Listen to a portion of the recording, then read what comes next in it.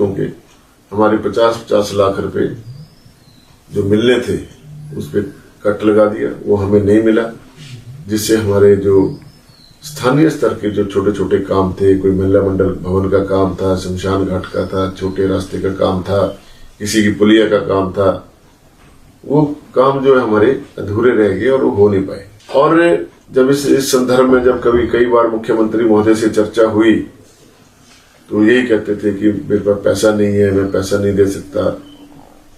और फिर जब बजट सत्र हुआ, प्रथम बजट सत्र, उसमें बहुत सी स्कीमों में उन्होंने कट लगा दिया। बजट स्क्यूज हो गया तो हमने कहा कि इससे तो फिर जो हमारी विकास की जो गति है वो कैसे बढ़ेगी। इस अफरा तफरी में जितनी बार भी अब मेरे अपने विधानसभा क्षेत्र के ऐसे काम थे जिनको मैंने कई बार माननीय मुख्यमंत्री महोदय, मैंने कहा हमारा बस अड्डा बड़े लंबे समय से लंबित पड़ा है, बड़सर का, और ऐसे ही एक भुट्टा का बस अड्डा है। और भुट्टा का बस अड्डा तो थोड़े ही पैसों में बन जाना था, उसमें 50-60 लाख रुपए लग जाता, 70 लाख रुपए लग जाता। जगह भी आइडेंटिफाई थी बड़े समय से, लेकिन वो काम भी लटका दिया गया। बड़सर का बस अड्डा है, आज तक उसका काम जो सिरे नहीं चढ़ पाया। उसकी फाइल के लिए हमने काफी मेहनत की, लेकिन वो फाइल अभी तक जो है वो सचिवालय नहीं पहुंची। इसी प्रकार से हमारा सिविल हॉस्पिटल का काम था बड़सर का। अब बड़सर का जो सिविल हॉस्पिटल है, यहाँ पर बहुत सारी समस्याएं हैं, आम जनता को जूझना पड़ता है। और बड़सर हॉस्पिटल का जो हमारा सिविल हॉस्पिटल है, ये बहुत सारी एरिया को फीड करता है। दूर दूर से, बंगाणा से लेके, तलाई से लेके अन्य क्षेत्रों से यहाँ पर मरीज आते हैं। और जब इंफ्रास्ट्रक्चर नहीं होगा तो डॉक्टर्स भी क्या करेंगे। और स्पेशलिस्ट डॉक्टर भी रख लीजिए, लेकिन जब आपके पास मशीनरी नहीं होगी, उसको चलाने वाला कोई नहीं होगा, तो उस हॉस्पिटल में कैसे व्यक्ति जाएगा। लोगों को ऐसा मैंने केसेस दिए जो 7-7 महीने तक वो इम्प्लीमेंट ही नहीं हुए। उनको क्या जवाब दें। मुख्यमंत्री महोदय हमारी सुनते नहीं। मेरी विधानसभा क्षेत्र में कोई 10 सड़कें ऐसी हैं जो नाबार्ड के अंदर है। और माननीय मुख्यमंत्री महोदय से मैंने कहा कि हमें इन सड़कों को जो गांव को जोड़ती हैं, ये बनाई जानी अत्यंत आवश्यक है। ये हमारी विधायकों की चर्चा होती थी, हम जब बैठते थे चाय पीने या कभी इकट्ठा होकर, तो सभी का यही रोना था कि मुख्यमंत्री महोदय सुनते नहीं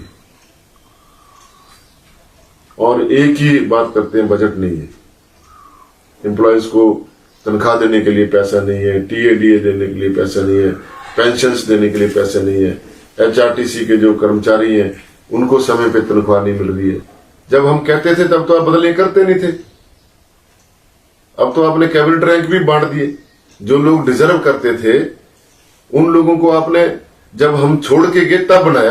अब पहले क्यों नहीं बनाया आपने? मैंने कई बार आपसे चर्चा की, क्या बना दीजिए, बैलेंस बनाइए स्टेट के अंदर। मंडी खाली पड़ा है, कांगड़ा अभी हमारा अधूरा पड़ा है। सुधीर शर्मा जी को मंत्री बना देते, क्या चला जाता। 4 बार के विधायक बने हुए हैं। राजेंद्र राणा जी को बना देते। हमने तो मना किया था कि हमें न मंत्री बनना न चेयरमैन बनना। हमने तो अपनी मांग नहीं रखी आपके पास। हमने तो प्रदेश की बात आपसे की।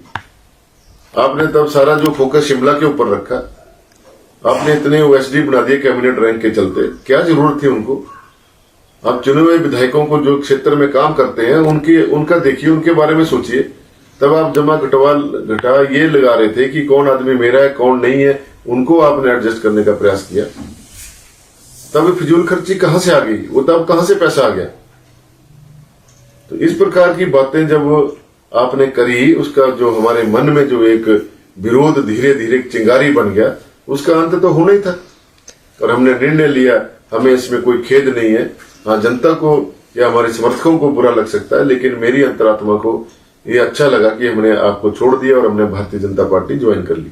मैं तो धन्यवाद करना चाहूंगा आदरणीय मोदी जी का, शाह जी का, नड्डा जी का, धूमल जी का, अनुराग जी का, बिंदल जी का, जिन्होंने हमें भारतीय जनता पार्टी ज्वाइन कराई और साथ में टिकट भी दे दी। इससे बड़ी बात और क्या हो सकती है। तो ये सारी बातें थी जिनके चलते जो मुझे हमें ये कदम उठाना पड़ा। और इसमें इन बातों को अगर सामने रखा जाए और जनता इसके बारे में सोचे, तो मैं नहीं समझता कि हमने कोई गलत निर्णय लिया है। हमने अपनी विवेक से, अपनी पूरी सोच समझ से, पूरी होशो हवास से निर्णय लिया है। और अब जो है निर्णय जनता ने करना है।